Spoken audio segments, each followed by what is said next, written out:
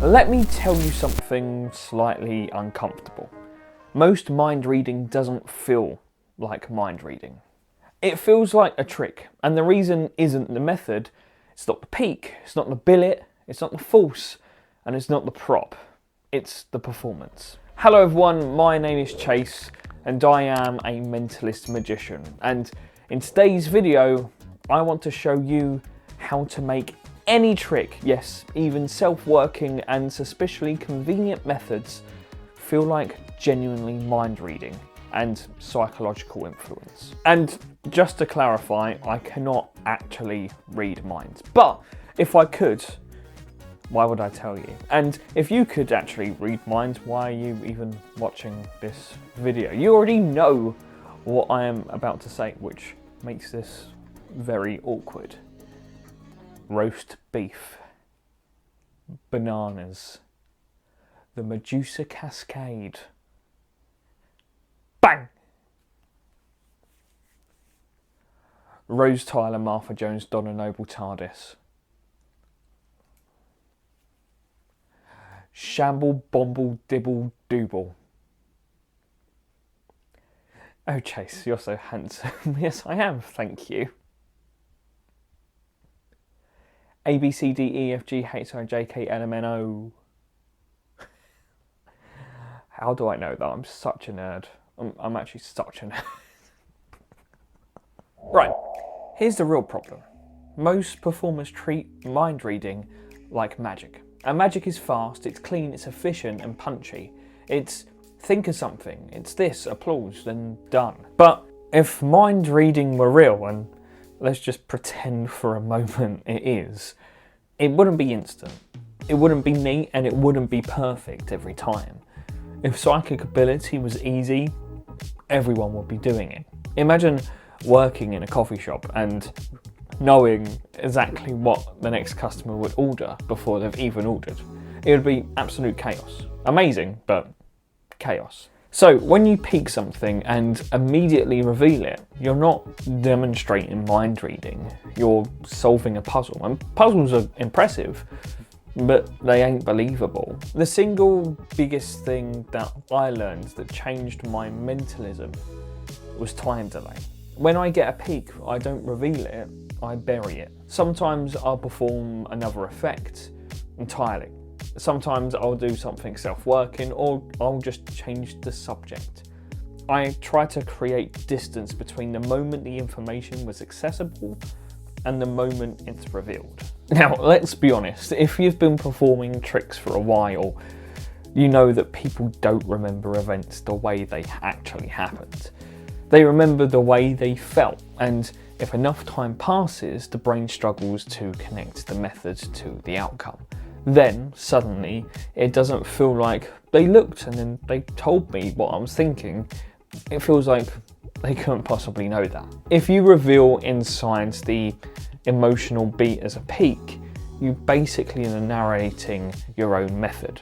Create time, create distance, then come back to it when they've forgotten where it even began. Let's talk about the reveal itself, because this is where most people completely ruin it. I come from an acting background, and I was obsessed with realism. I've always found overly dramatic eyebrow wiggling and mystical magician energy slightly exhausting. So if you're going to present mind reading as something psychological or intuitive or even slightly possible, you have to treat it like a real process. Most performers reveal like they're announcing bingo numbers. For example, you're thinking of Paris, correct, clap next.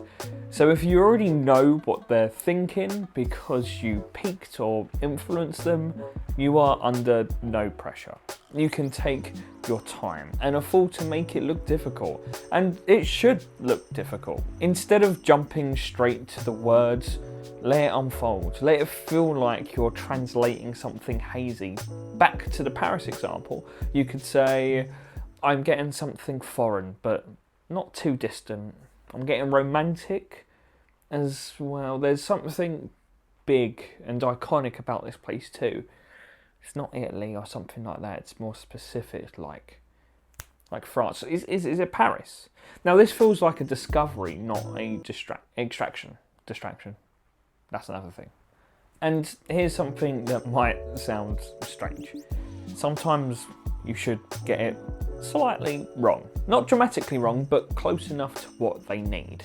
As another example, if they're thinking of a dog, instead of just saying dog, which is impressive, you could say, I'm getting something loyal with 4 legs. It's wild too, right, like an animal. It's like a wolf or something, right? That is close enough, and depending on who you're performing for, maybe they will say it's a dog, or maybe they will push you further and then you can just reveal that it is a dog. A little while ago, I posted a video all about this, and I highly recommend you checking it out.